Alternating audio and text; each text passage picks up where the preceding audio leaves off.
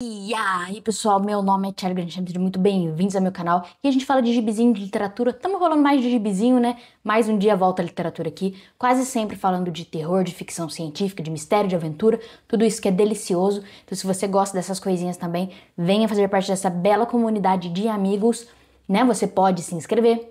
Você pode deixar o like, que ajuda muito pro YouTube entender que isso aqui é bacana. Então, se você der dislike, o YouTube entende que isso aqui tem alguma relevância. Compartilhe com seus coleguinhas e o meu apoia-se está sempre na descrição. A partir de R$ 15 você já me ajuda demais. Mas hoje a gente tá aqui para falar de Dylan Dog, tá bom?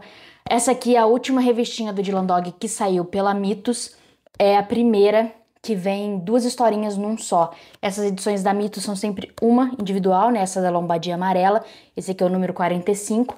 Mas a partir de agora a gente vai ter duas historinhas. Pelo que eu sei, eles estão se dedicando a publicar tudo que tem antes do número 100, para ficar completinho aqui no Brasil. De 1 a 100, Dylan Dog foi todo publicado, e aí depois a Deus pertence o que vai acontecer. Mas então essa aqui tem a história em 89 e a 90, e eu vou trazer aqui pra vocês o que eu achei de cada uma delas, mas eu digo assim, gostei das duas por motivos diferentes. A primeira história, deixa eu abrir aqui, é Os Cavaleiros do Tempo, que é uma história que saiu em fevereiro de 1999. Foi escrita pelo Cláudio Chiaverotti, que escreveu as duas histórias dessa aqui. Eu não sei se ele era o autor oficial nessa fase de Dylan Dog, mas ele escreveu essas duas histórias. E o artista, o desenhista aqui, é o Bruno Brindisi.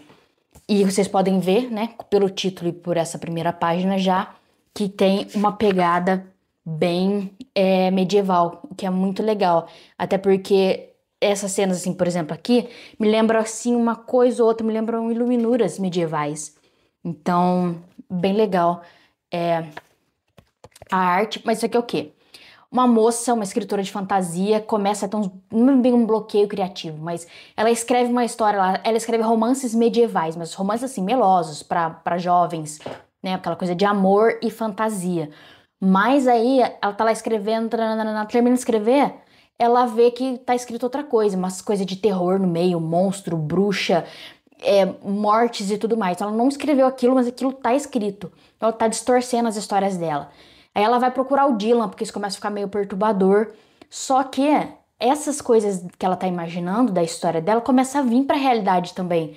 Então ela começa a ver os personagens dela, os personagens deturpados do que ela tinha escrito, vindo pra realidade também. Então ela precisa, né?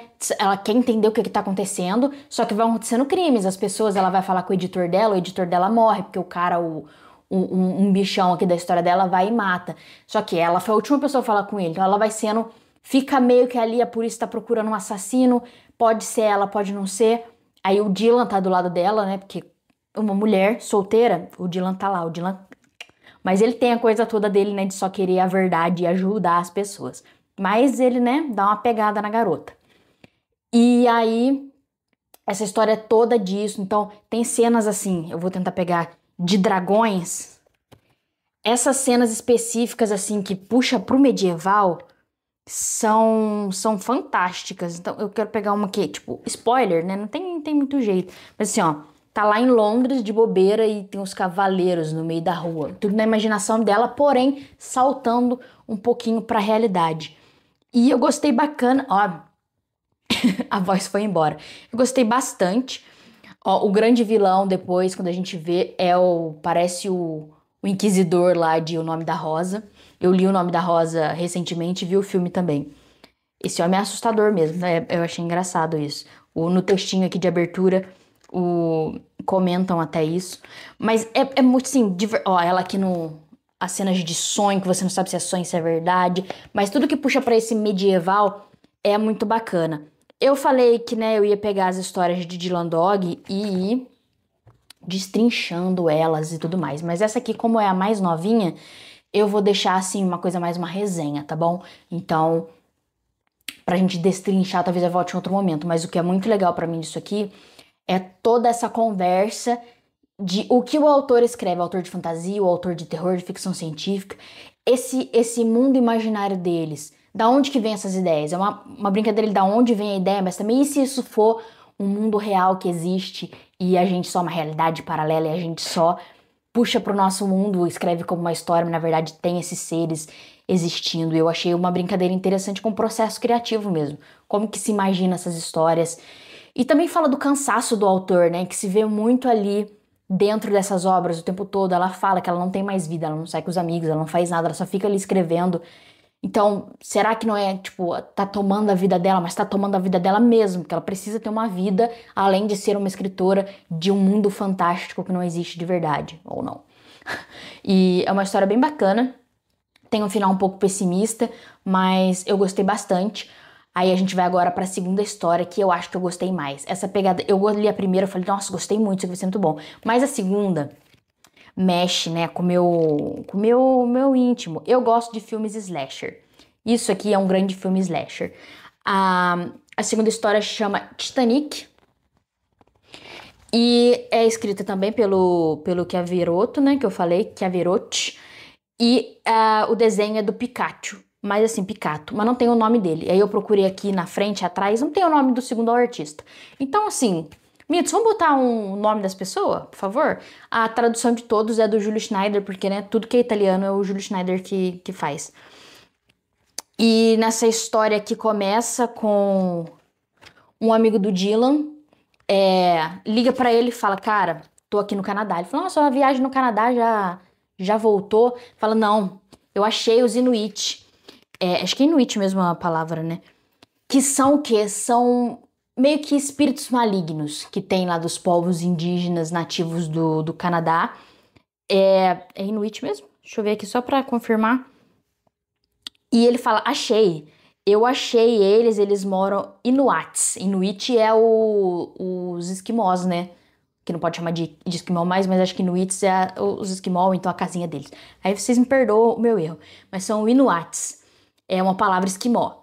É uma lenda de nômades do deserto. Mas eles são o nome de gelo, né? Porque desertos de gelo também são desertos. E eles fazem coisas ruins, traquinagens. São espíritos malignos que assumem formas de outras pessoas pra fazer o mal e tudo mais. Eu entendi que é meio índigo, sabe? Da cultura mais ali dos indígenas, dos nativos dos Estados Unidos. Eu achei algo parecido. E aí esse amigo dele vai pesquisar, né? Ele tá no Canadá. Não sei se dá pra ver. Se ele tá no Canadá pesquisando, aí aqui é os bichos indo atrás dele. Que eles tomam formas. E aqui são punks, eu achei irado o visual desses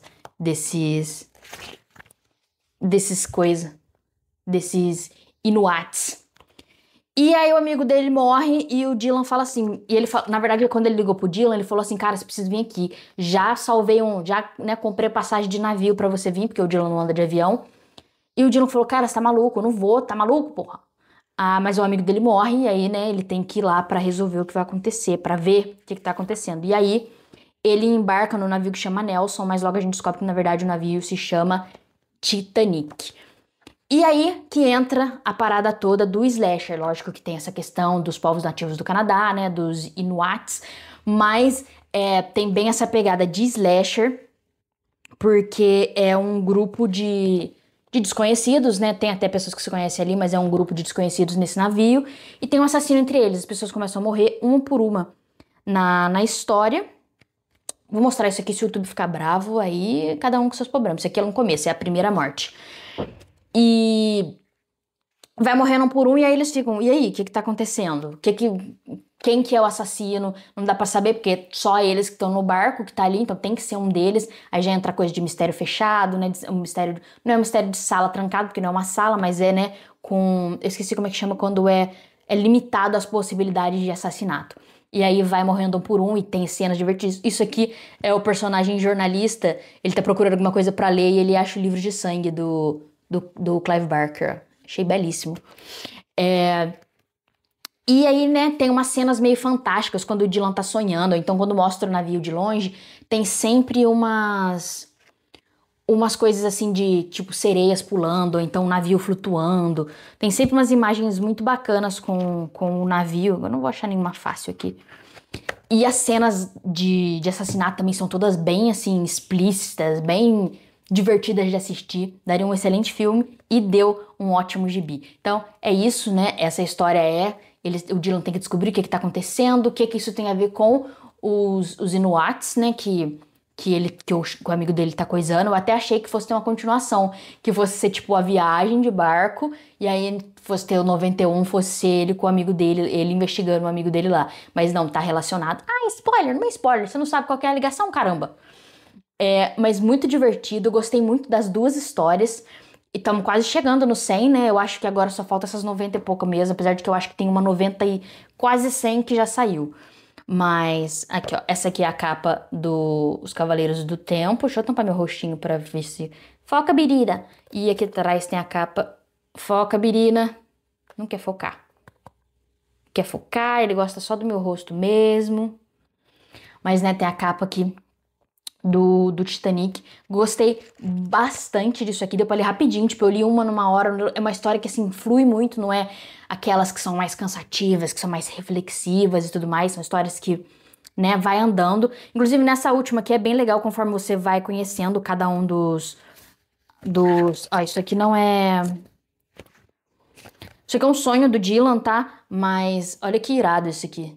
Os bichos aqui e tudo mais. Muito bacana. Eu espero que tenha ficado nítido pra vocês, senão eu vou ter que pegar por aí, achar as imagens em italiano mesmo pra poder mostrar pra vocês. Mas gostei demais. Não tem roteiro nenhum esse vídeo, então assim, desculpe se ficou confuso, eu fiquei me repetindo, mas gostei. Fica a minha recomendação, dá pra comprar na Mitos, tava com desconto quando eu comprei, né, porque era pré-venda, dá pra comprar, mas aí você compra na Amazon, você pode comprar pelo Mercado Livre também, vou deixar o link tudo aqui na descrição, que comprando pelo meu link vocês me ajudam demais, tá bom? Agora também temos link do Mercado Livre, temos link da Amazon, se você quiser comprar pela Mitos também com algum cupom, vai fundo, compra de Landog é sempre coisa certa, tá bom? Mundinho de Landog Brasil. Então, essas foram as minhas impressões com isso aqui. Deixa seu like, se inscreva se não for inscrito, considere, por favor, o meu apoia-se. Por favor, me ajuda demais para poder trazer mais gibizinhos para vocês e começar a fazer os sorteios, né, pros inscritos, pros patrocinadores, pros apoiadores do canal. Então, deixa seu like, obrigado pela sua audiência e até a próxima leitura. Beijos!